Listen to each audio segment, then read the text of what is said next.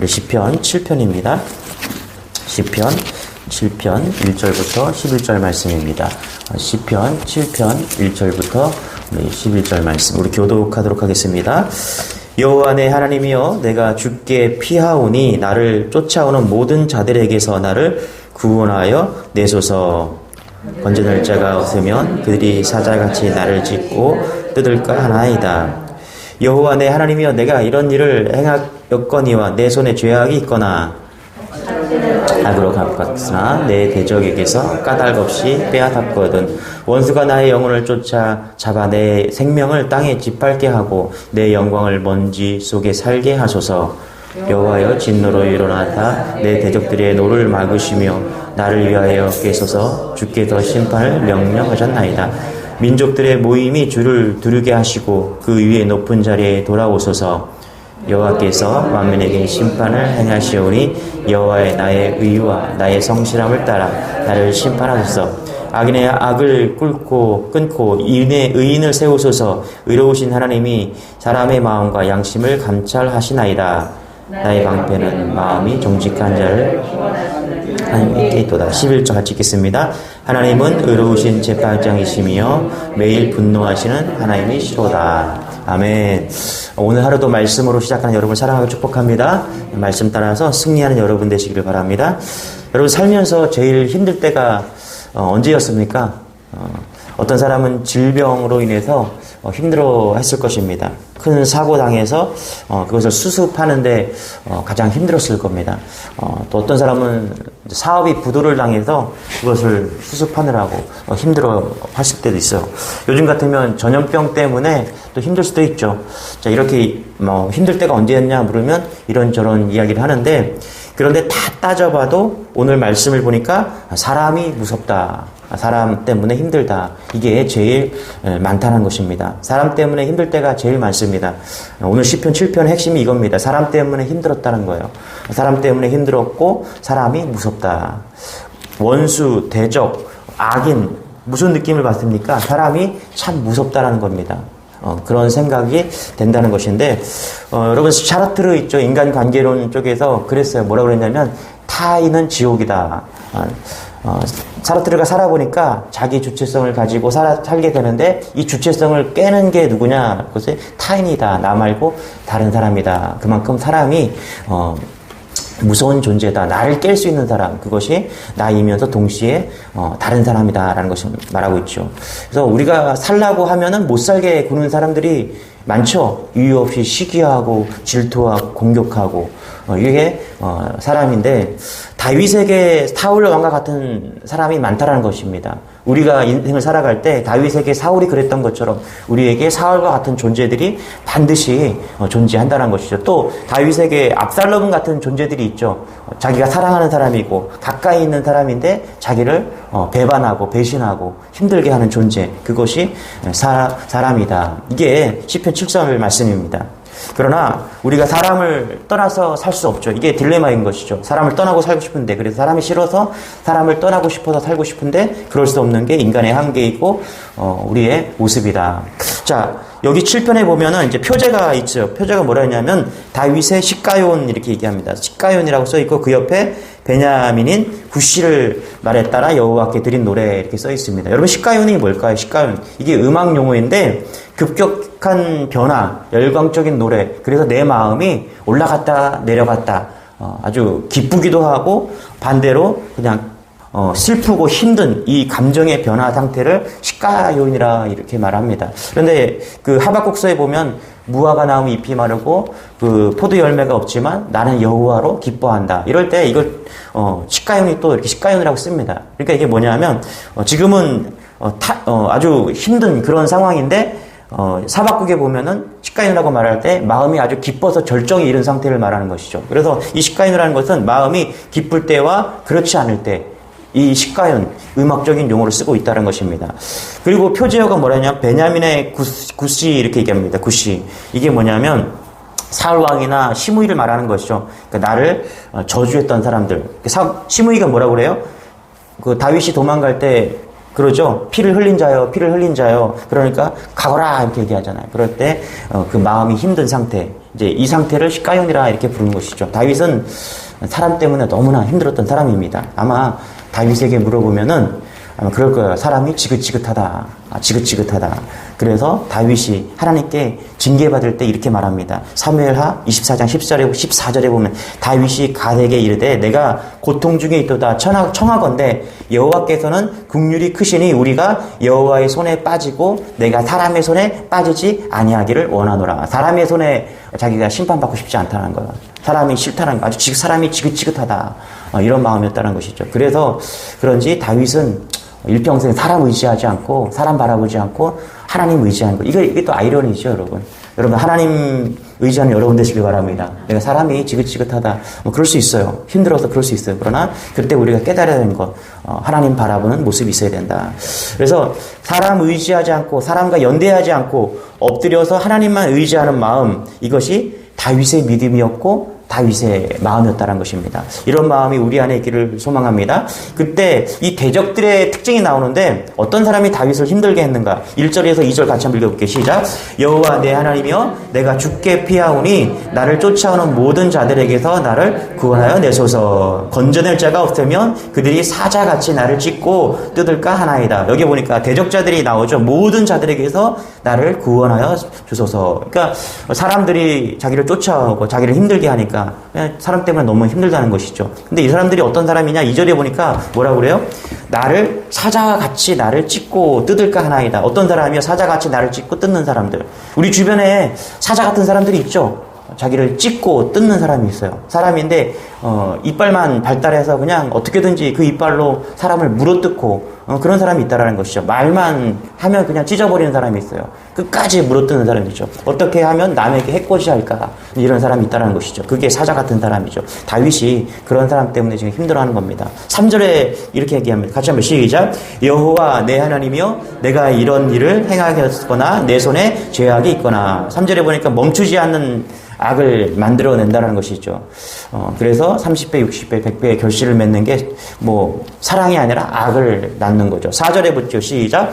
화친한 자를 악으로 갚았거나 내 대적에게서 까닭없이 빼앗았거든. 화친한 자를 악으로 갚았다. 배신이죠, 그죠? 배신하는 사람이 있었다는 것이죠. 이런 사람 잘해보자고 했는데 뒤에서 이제 배신하는 사람이 다윗에게 있었다라는 것입니다. 또 15절 우리 읽지않는데 15절 같이 한번 볼게요. 시작. 그가 시작. 그가 웅덩이를 파 만들미여 제가 만든 빠졌도다. 어떤 사람이요? 말만 하면 거짓말하고 함정을 파서 위험에 빠뜨리는 사람이 있다는 것입니다. 여러분 우리가 인생을 살아갈 때 이런 사람들 만나셨고 물어뜯고 찢고 화친했는데 배신하고 뒤에서 칼 꽂고 그리고 함정 파놔서 맨날 빠지게 만드는 사람. 실제로 뭐 이런 어려움을 당하지 사람 때문에 어려움을 당하지 않은 사람은 없을 것입니다. 그럴 때 오늘 7편을 읽으라, 성경을 이렇게 묵상하라라고 말씀하는 겁니다. 자, 다윗은 이런 대적의 상황에서 어떻게 믿음으로 지켜냈는가? 그것을 오늘 말하고 있는데요. 3절부터 5절까지는 이런 사람들이 있을 때 자기를 점검했다라는 겁니다. 우리 다시 한번 3절부터 5절 같이 읽어봅시다. 시작. 여호와 내 하나님이여 내가 이런 일을 행하였거니와 내 손에 죄악이 있거나 화친한 자를 악으로 갚았거나 내 대적에게서 까닭없이 빼앗았거든. 원수가 나의 영혼을 쫓아잡아 내 영혼을 땅에 짓밟게 하고 내 영광을 먼지 속에 살게 하소서. 3절에서 5절에 보니까 다윗은 그들이 말하는 것이 사실이라면 나를 공격하고 찢고 이러는 사람들의 말이 사실이라면 구체적으로 자기 손으로 죄를 지은 것이나 가까운 사람을 선을 악으로 갚았으면 그들이 자기를 해쳐도 좋다 이렇게 이야기하는 겁니다. 심지어 다윗은 자기 대적들의 재산도 무고히 빼앗은 적이 없다라고 지금 이야기하고 있는 것이죠. 여러분 다윗은요 따뜻한 사람이었습니다. 다윗은 왕이었거든요. 그런데 되게 따뜻한 사람이에요. 이 다윗이 자기를 돌아보면서 그게 위대한 거죠. 이게 다윗이 위대한 거예요. 그래서 내가 그런 적이 있으면 나를 이렇게 해도 나를 해도 좋다. 이제 이렇게 말한 것이죠. 그러니까 다윗은 착하고 따뜻한 사람이라는 것입니다. 여러분 믿음이 있는데 우리도 따뜻한 사람, 좋은 사람이 되기를 축원합니다. 예전에 왜 촌철살인이라는 말이 있죠. 날카로운 그 말로 급소를 찔러서 이게 머리 좋은 사람들이 하는 얘기거든요. 머리 나쁘면 이런 말 못해요, 절대로. 입을 딱 만들게, 딱 다물게 만드는 촌철살인의 말. 젊었을 때 되게 이런 말 되게 좋아했는데, 그런데 시간이 지나면요, 이 촌철살인 이것을 말하는 사람들 주위에는 사람이 없습니다. 똑똑해요. 그런데 너무 차가운 느낌이 있는 것이죠. 그런 사람에게는 사람이 모이질 않죠. 그래서 요즘에 어떤 말이 나왔냐면 촌철살인이 아니라 촌철활인 이런 말이 나왔더라고요. 보니까 이게 뭐냐면 짧은 말 한마디로 사람을 살리는 겁니다. 여러분 촌철활인 되시기 바랍니다. 할렐루야. 언어로 사람을 살리는 거예요. 따뜻한 그 언어로. 여러분 언어에는 온도가 있습니다. 온도가 다 맞는 말인데 이상하게 기분이 나빠요. 틀린 이야기 없는데 차가워요. 내가 뭐 틀린 말 했어? 이런 사람도 있잖아요. 내가 틀린 말을, 난 바른 말 했어. 이런 사람은 바른 말 하지만 차가운 사람이죠. 논리적으로 틀리지 않는데 차가운 사람입니다. 여러분, 욕과 같은 친구가 그랬고요. 우리가 따뜻함이 있는지, 생명력이 있는지 이것을 살펴보라는 것입니다. 예수님은 촌철활인이었습니다, 여러분. 말 한마디에 사람을 살렸습니다. 내 말이 따뜻한지, 내 행동이 따뜻한지, 내 삶이 따뜻한지 온도를 재볼 때 우리가 신앙하고 있는지를 알 수 있다는 것입니다. 그래서 요즘 보면은 왜 이렇게 교회 오면은 온도 재잖아요. 그죠? 저 이게 되게 오늘 말씀을 준비하면서 되게 재밌다. 우리의 온도가 몇 도인가 재라는 거예요. 우리의 사랑의 온도가 몇 도인가 이것을 잴 때 우리는 따뜻한 사람인가 정상 온도인가 예수 안에 있으면 우리가 정상 온도가 돼야 된다는 것입니다. 할렐루야. 이 십자가보다 더 큰 사랑의 온도가 어디 있겠습니까? 그 사랑으로 우리를 측정했을 때 따뜻한 사람이 돼야 된다라고 말을 하고 있다는 것입니다. 그 따뜻한 사람이 자기를 돌이켜봤을 때 정말 정직하고 하나님 앞에서 따뜻한 사람이었나 그것이 다윗의 모습이었다는 것이죠. 여러분 내가 예수 믿는데 내가 따뜻함이 없다 그러면 이게 가짜 확신에 빠져서 우리가 신앙 생활을 하고 있을 때가 너무나 많습니다. 그렇지 않아요? 저 사람 분명히 예수 믿는 사람이에요. 목사하고 장로고 권사하고 신앙생활 10년 넘게 했는데 따뜻함이 없어요. 온도를 재보면은 막 영하권으로 막 떨어져요. 이건 죽은 거죠, 여러분. 여러분, 우리 몸은 35도 이하로 떨어지면 절대 안 됩니다. 그렇죠? 그럼 35도 이하로 떨어지면 죽은 거예요. 우리 신앙이 그렇다는 것이죠. 우리가 온도가 그렇게 떨어지면은 이게 신앙이 아니라 죽은 신앙의 가능성이 크다는 것이죠. 그래서 여러분 따뜻한 여러분 되시길 소망합니다. 신앙의 온도가 따뜻해서 내 옆에 있는 그 사랑이 전파되고 자기를 돌아봤을 때 내가 부족함이 없고 정말 따뜻하지 않은 사람이었다면 내가 사람들이 나를 해야도 나를 손가락질해도 나는 그렇게 당할 수밖에 없는 사람이다. 그렇게 인정한 다윗. 우리도 그런 모습이 우리 안에 있겠으면 좋겠습니다. 그래서 어디 있든지 따뜻한 사람, 그 은혜가 넘치는 우리가 되기를 소망합니다. 할렐루야. 우리 6절부터 10절 이렇게 말하죠. 같이 한번 읽어볼까? 시작. 여호와여 진노로 일어나서 내 대적들의 노를 막으시며 나를 위하여 꾀소서 주께서 심판을 명령하셨나이다. 8절 읽어볼게요. 시작. 여호와께서 만민에게 심판을 행하시오니 여호와여 나의 의와 나의 성실함을 따라 나를 심판하소서. 9절.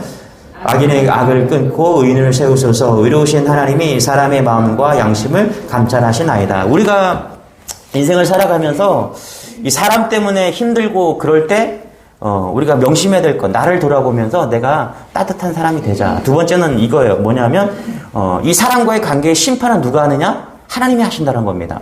6절부터 11절까지는 6절에 보세요. 주께서 심판을 명령하셨나이다. 18절에 보면 뭐라고 그래요? 여호와께서 만민에게 심판을 행하시오니. 여러분 사람 관계에서 심판하는 건 우리가 아니라는 겁니다. 이거 명심하시기 바랍니다. 할렐루야. 여호와여 나의 의와 나의 성실함을 따라 나를 심판하소서. 심판하는 게 사람이 아니라 하나님이 심판하신다는 거예요. 9절에도 하나님이 사람의 마음과 양심을 감찰하신다. 누가 감찰해요? 내가 감찰하는 것이 아니라 사람이 감찰하는 것이 아니라 하나님이 감찰하신다는 겁니다. 그래서 이게 사람과 관계 속에서 사람이 나를 힘들게 할 때 우리가 명심해야 될 것은 뭐냐면 그 사람을 심판하는 것, 그 사람을 심판하는 것은 하나님이시다. 감찰은 누가 하냐? 하나님이 하신다는 것입니다. 이게 따뜻해지는 비결입니다. 할렐루야. 예. 사람이 나를 찢고요, 나를 힘들게 할 때 심판은 하나님이 하십니다. 이걸 믿은 여러분 되시길 바랍니다. 저도 인생 살아가면서 목사로 살면서도 이렇게 목사가 되고 나서도 힘들게 하는 사람이 있었어요. 그게 또 목사예요. 참 신기하죠, 그렇죠? 목사가 목사를 힘들게 할 때도 있어요. 이렇게 목회자 세계에서도 이렇게 살아가다 보면은 평신도는 정말 착한 사람이에요. 근데 이 그룹 안에 그런 완력도 있고 막 이러면은 또 목사가 목사를 힘들게 하는 그럴 때가 있다라는 거죠. 그럴 때 어떨 때는 진짜 가서 싸우고 싶고 막 그럴 때가 있죠. 그런데 우리가 그때 명심해야 될 것. 온도를 잃어버리지 말아야 된다는 거예요. 따뜻한 사람이 되기 위해서 뭐라고 말씀하고 있어요? 심판하지 말라. 내 입으로 그 사람을 심판하지 말라는 것입니다. 여러분, 사울이 다윗을 죽이려고 했잖아요. 그런데 다윗은 그를 심판하지 않았죠. 그냥 옷자락만 잘라서 내가 널 죽일 수도 있었는데 죽이지 않았다. 그것을 이야기하지 않습니까? 그랬을 때 다윗은 이 신앙의 온도를 잃어버리지 않고 계속해서 따뜻한 사람이 되었다는 것입니다.